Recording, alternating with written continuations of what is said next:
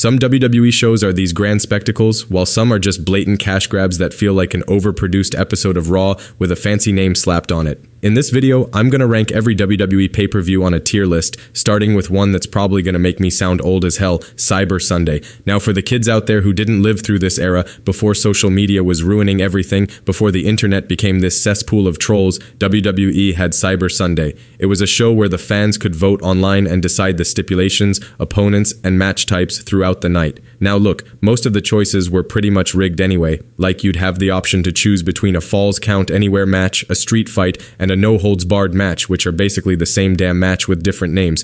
But still, that feeling of being part of the show, having your vote actually matter, or at least thinking it mattered, is why I absolutely love this concept. Cyber Sunday gets B tier just for how innovative it was for its time. Up next we have Judgment Day. And yes, not the faction Judgment Day. Judgment Day was an actual show back in the day, and one thing I'll give it credit for is that the show always had great posters. Seriously, WWE's graphic design team was cooking with those. But when it comes to the actual matches and stories, this was an absolute snooze fest. Nothing memorable ever happened on Judgment Day.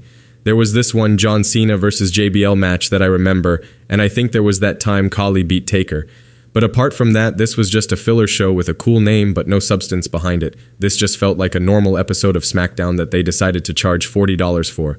Judgment Day gets C tier. Up next is one of my absolute favorites, the Royal Rumble. Honestly, not much to say here because it speaks for itself. The Rumble matches are always must-see. You're always on the edge of your seat waiting for the surprise appearances, wondering who's going to WrestleMania. It's been a staple for over 3 decades. The road to WrestleMania officially starts at the Rumble, and it's always a hype machine that delivers.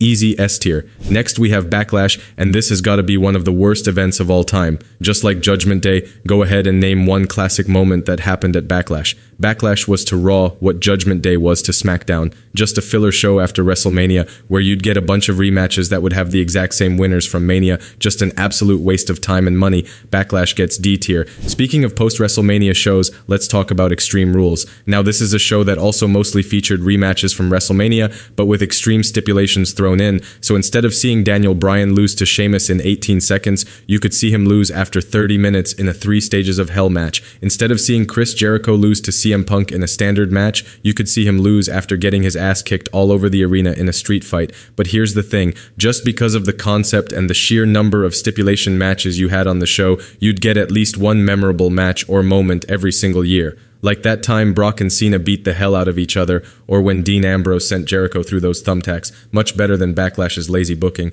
Extreme Rules gets B tier. Next we have WrestleMania, the granddaddy of them all, the showcase of the immortals, the Super Bowl of sports entertainment. This is the one show every wrestling fan circles on their calendar every year. But here's the thing with WrestleMania though, it's either an absolute masterpiece or an absolute train wreck. There's rarely any middle ground. It's because of the sheer expectations and the months of hype around this show that you simply can't have an average WrestleMania. You can have legendary shows like Mania 31 or Mania 40, but then you also have complete stinkers like Mania 27 and Mania 29 that almost made me quit watching wrestling. But regardless of quality, just because of the massive legacy and the cultural impact this show has had on wrestling and pop culture as a whole, I'm gonna put WrestleMania in A tier. Next we have Bragging Rights. And if you don't remember this one, don't worry, nobody does.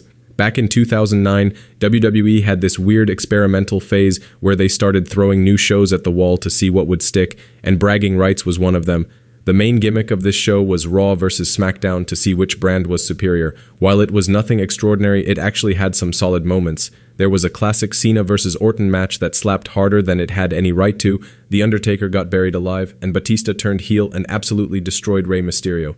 Nothing groundbreaking, but a solid B-tier show with some actual meaningful storyline development, unlike that Backlash garbage we talked about earlier. Speaking of team versus team warfare, let's talk about Survivor Series. Now this is going to be controversial, but Survivor Series used to be one of my most hated shows growing up. Nothing truly memorable ever happened outside of maybe 1 or 2 classic elimination matches. You had the traditional team versus team concept, but apart from that, this felt like just another forgettable November show that was a complete filler. But here's where I gotta give credit where it's due. In recent years, with the return of War Games and Survivor Series having these epic moments with returns like CM Punk, Randy Orton coming back from injury, and some genuinely great storytelling, the show has drastically improved. Modern Survivor Series actually feels important again. This goes in A tier. Up next, we have Breaking Point. Remember that weird experimental phase of WWE I was talking about with bragging rights and all those random shows? Breaking Point was another one of those forgotten experiments. The theme of this show revolved around I Quit matches and submission matches, basically getting your opponent to their breaking point. Dope concept, poor execution, but it did have some solid moments like that brutal Cena versus Orton I Quit match and DX versus Legacy. Honestly, I wish they gave this concept another shot with better booking, another B-tier show with some actual storyline development, unlike Backlash.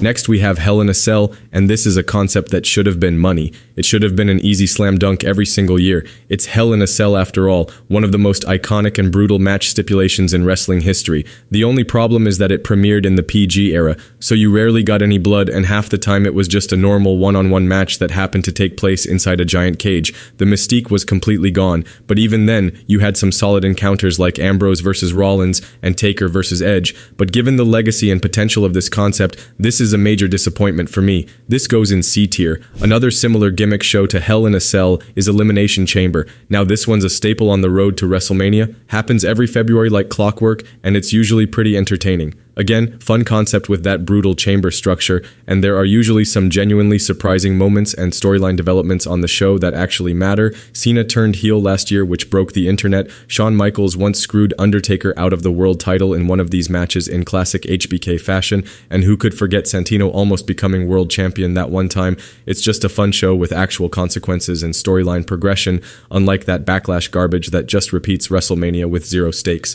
This goes in B tier for me. Road to WrestleMania done right. Speaking of Road to WrestleMania, up next we have Roadblock or Fastlane or whatever the hell you want to call this rotating mess of a show. Absolute waste of time and money. Nothing memorable ever happened on these shows. They're just blatant cash grabs that are usually worse than a regular episode of Raw. This is basically Backlash's equally worthless cousin. They just throw together random matches a month before WrestleMania and expect you to care. This is easy D tier garbage. Next we have Money in the Bank. Another fun concept, another exciting gimmick, and here's the fun part. It actually delivers almost every single time. Personally, Money in the Bank is one of my most anticipated shows every year, right up there with the Royal Rumble. You have all these crazy ladder spots. The briefcase essentially guarantees you're a future world champion, unless you're Austin Theory and Triple H absolutely hates your guts. The ladder matches are always insane. It's genuinely exciting to see who's gonna climb up and grab that case, and there's always that possibility of a same-night cash-in. Money in the Bank gets an easy A tier from me, but let me know what you think. Comment below which is your favorite WWE pay-per-view of all time, and make sure to subscribe for more wrestling tier lists.